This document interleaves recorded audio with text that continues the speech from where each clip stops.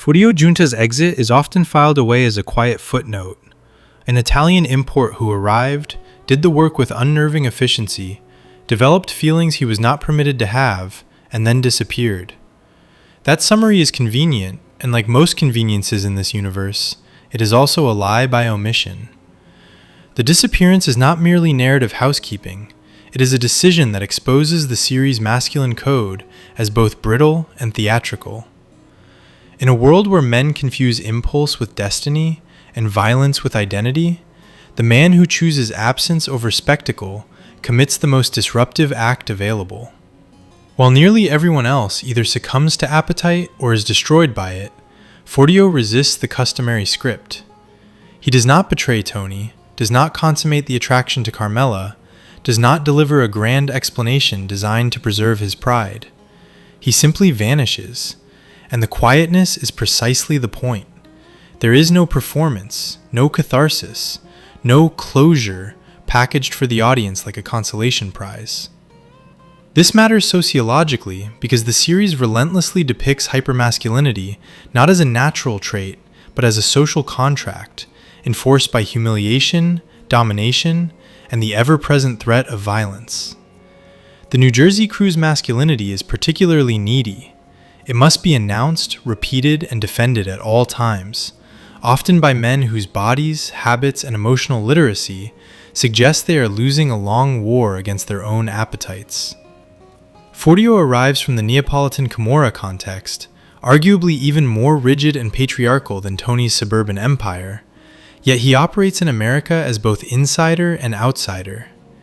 He is a soldier in Tony's world, but never fully absorbed into its cultural norms. That outsider status is not decorative, it is structural. It gives him a vantage point the glorified crew cannot tolerate.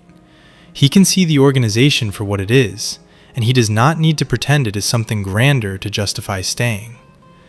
The central contradiction that drives him out is simple enough to fit on a business card.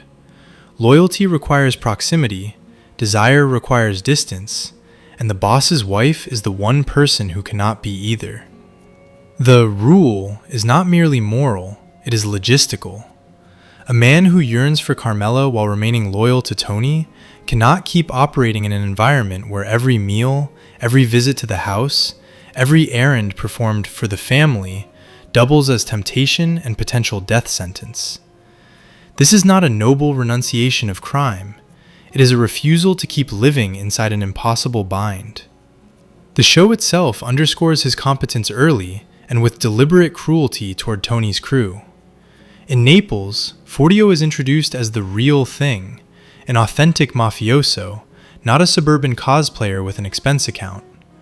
Back in New Jersey, he performs with a professionalism that embarrasses the local men, who prefer to confuse laziness with entitlement and entitlement with heritage. The jealousy is not subtle. The Jersey guys are rattled by his composure, his physical fitness, his ability to execute unpleasant tasks without turning them into amateur theater. Even small blocking choices reinforce it. While they sit around fantasizing about collecting checks and doing nothing, Furio is the one standing, literally upright, in a scene full of men who want the status of work without the inconvenience. The series treats that contrast as both indictment and comedy. The Italian pride posture collapses the moment it meets an Italian who does not need to perform it. The problem, narratively, is that this level of competence is hazardous to the kind of story being told. A character who does the job right, keeps his mouth shut, and does not sabotage himself for sport can feel like a cheat code dropped into a game built around spectacular failure. The Sopranos thrives on characters who mismanage their impulses until those impulses manage them. Furio is one of the few who recognizes an impulse and then removes himself before it detonates. That makes him impressive, and it also makes him difficult. In a series where plot progression is often powered by men behaving foolishly in predictable ways, someone who behaves intelligently is an inconvenience. No wonder, then, that some responses frame his exit as wasted or underused, because the character was built up as an important member of the organization and then, without the courtesy of an operatic downfall, simply left. Yet the anticlimax is also thematically consistent. People leave. Stories do not always end with the violence that genre training promises. The show's habit of abruptly exiting major characters without satisfying farewell is not a bug. It is part of the deconstruction. Furio's departure is the quiet version of that principle, and therefore more irritating to anyone who wanted him to become a big player in the conventional sense. The most memorable shorthand for his contrast with Tony is domestic, almost petty, and therefore perfect.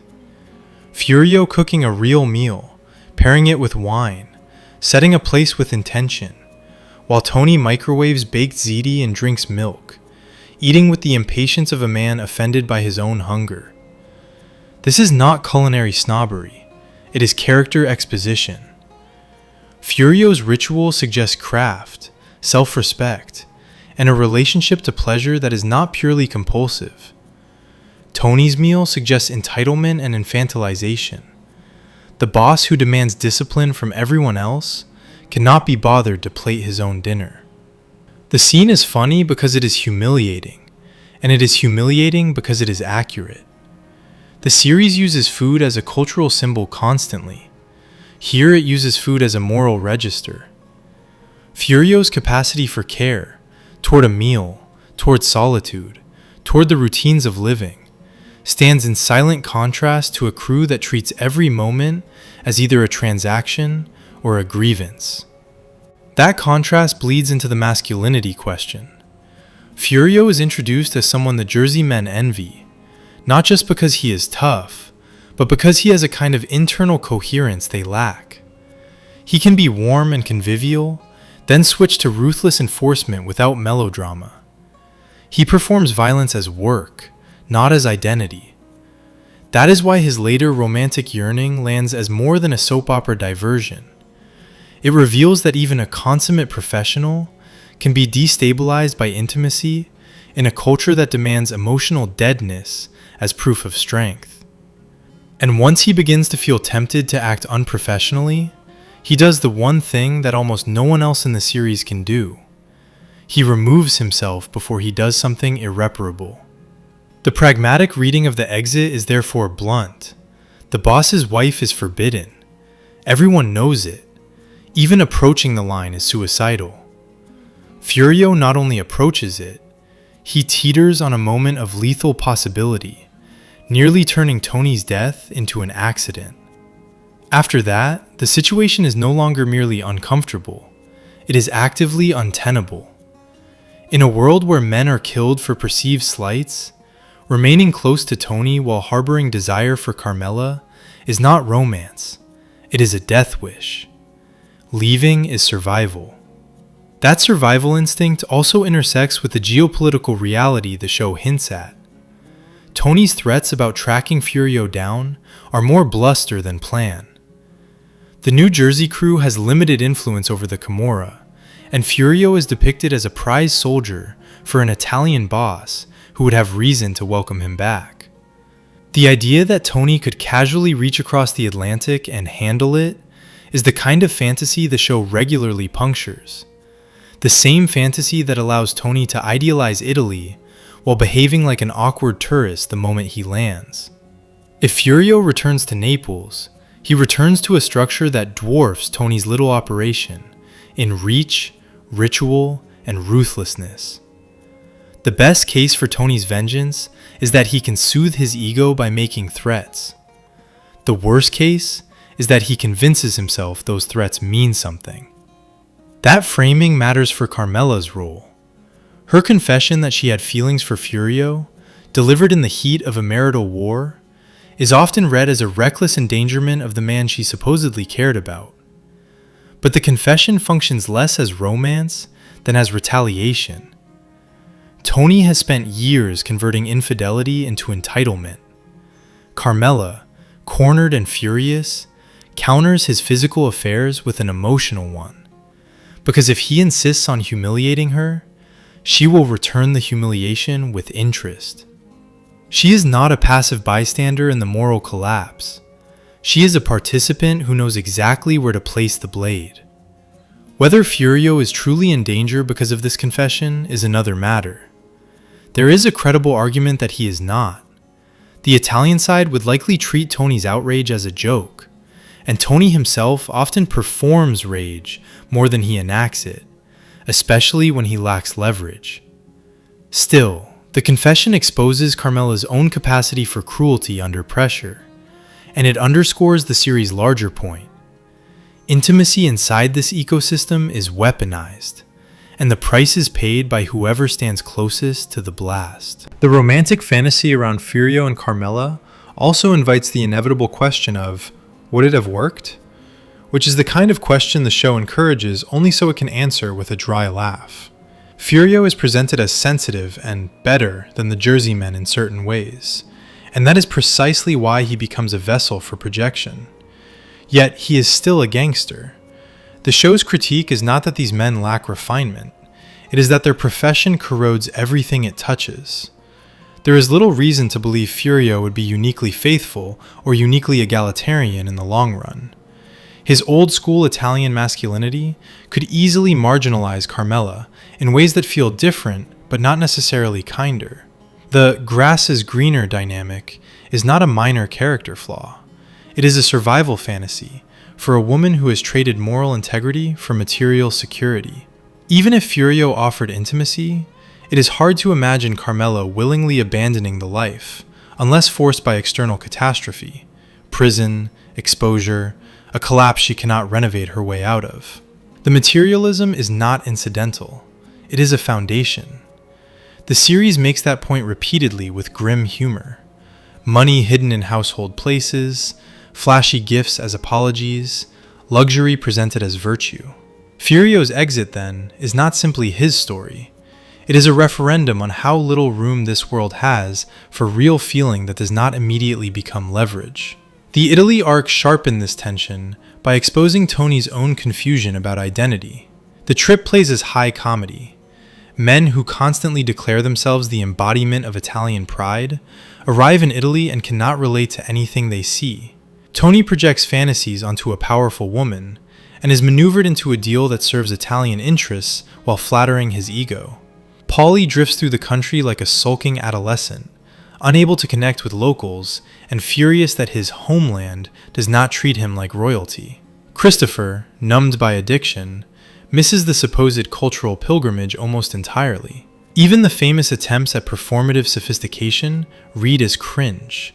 A word misused here, a gesture of respect demanded there, and the blank-faced indifference of actual Italians responding to men who want validation more than understanding. And yet Tony, on occasion, displays the restraint of a real boss. He negotiates with Annalisa as an equal, rather than treating her as a conquest. A rare moment of self-control that would be admirable if it were not surrounded by his usual appetite for self-sabotage. On his return, he immediately reframes the trip for his crew, boasting about numbers to soothe his pride, because even when he behaves well, he cannot resist turning it into a performance. Against this carnival, Furio's perspective becomes more tragic. He is used to Italy, yet the series suggests he no longer feels fully at home there either. Having lived in America, he carries a form of cultural dislocation back with him. Tony's romanticized Italy is not real. Furio's Italy is real, and still not quite a refuge. That is why his arc speaks to the limits of social mobility and cultural assimilation in the show's universe. Furio can move, but movement is not the same as belonging. He can leave New Jersey because he has somewhere to go. Many others cannot. The institutionalized men in Tony's circle do not merely work for the mob. They are psychologically enclosed by it. They have no comparison, no alternative identity, no exit that is not simply another kind of prison. Even attempts at escape, going straight, trying domestic normality, collapse into return, as if the men are incapable of living outside the only ecosystem that ever validated them. Furio's difference is that he has known another life and can return to it, even if the return is imperfect.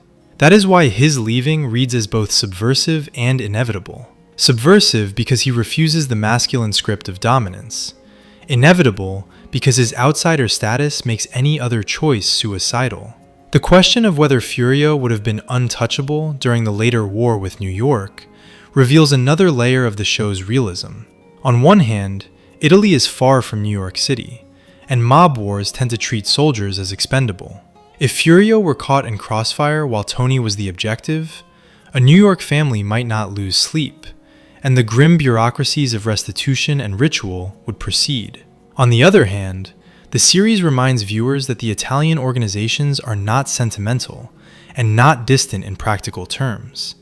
They have reach, they have discipline, and they are willing to retaliate when provoked. The show even deploys Italian hitmen later, underscoring that the transatlantic relationship is not merely symbolic. In that context, it is rational to imagine New York calculating whether killing an Italian-connected soldier is worth the potential consequences. Furio's very existence complicates the pygmy thing dynamic. His connections suggest a larger world of power that Tony's crew cannot command, only borrow from. Small tangents in the broader discourse, like confusion over which Hasidic character is whose relative, end up reinforcing the show's texture. Relationships and identities overlap, minor figures recur, and the world feels crowded enough that it does not revolve around any single character's need for clarity. The series is built to feel lived in, and lived-in worlds do not offer neat diagrams. When he does act, the contrast is stark. From the massage parlor shakedown to the absurd interlude of him doing cocaine, hitting a bong, and dancing to Prince before a funeral, he performs violence and leisure with the same controlled intensity the Jersey crew can only imitate. The reason his departure continues to provoke debate is that it satisfies multiple readings at once. It can be read as moral agency within a brutal system, the choice to walk away rather than betray, exploit, or kill. It can be read as the only viable option for an outsider who cannot assimilate without being destroyed. It can be read as commentary on the American dream, filtered through organized crime. Love becomes dangerous when it threatens hierarchy. Social mobility is available only in the form of displacement, and the promise of reinvention is undercut by the reality that identity here is policed by violence. It can even be read as meta-commentary on genre. The real mafioso arrives from the old country, reveals the American mafia fantasy as shabby and dated, and then disappears once the point has been made, much like the genre itself receding as audiences and creators move on. The casting of an iconic mafia film actor as Phil Leotardo, and the characters self-mythologizing about names and heritage, functions in the same register. A living artifact of the old genre arrives, insists on doing things the old way, and is consumed by a world that has evolved into something uglier and less romantic. Furio's exit is the quiet version of that critique. A man from the authentic tradition sees the American iteration up close and recognizes that it is both toxic and unserious. The reaction to his exit often defaults to the same coping devices the characters use: a shrug, a slogan, an insistence that the storyline died on the vine, followed by the managerial instruction to move on. That reflex is revealing. When the series denies the standard mob genre satisfactions, betrayal, retribution, a body on the floor, commentary reaches for humor as a substitute for closure, turning Furio into a gag about arriving, discovering indoor plumbing, and leaving. The jokes also smuggle an honest assessment. He plays like a cheat code, so effective that keeping him around would short-circuit a plot engine built on incompetence and petty grievance. It is easier to remove the professional than to rewrite the amateurs. Economic folklore joins the pile. Networks guarding budgets with obsessive thrift, and the claim that a different character was once slated to be cut. Whether or not those accounts are true, they rhyme with the show's message. In this ecosystem, people are interchangeable until the moment they are not, and then they are quite simply gone. Furio's vanishing also functions as mercy. Many men who stay are rewarded with a bullet or the slow death of living in fear. Leaving is the only way to avoid being clipped by a war he did not start. The crew's collapse is easier to believe once the one competent soldier removes himself.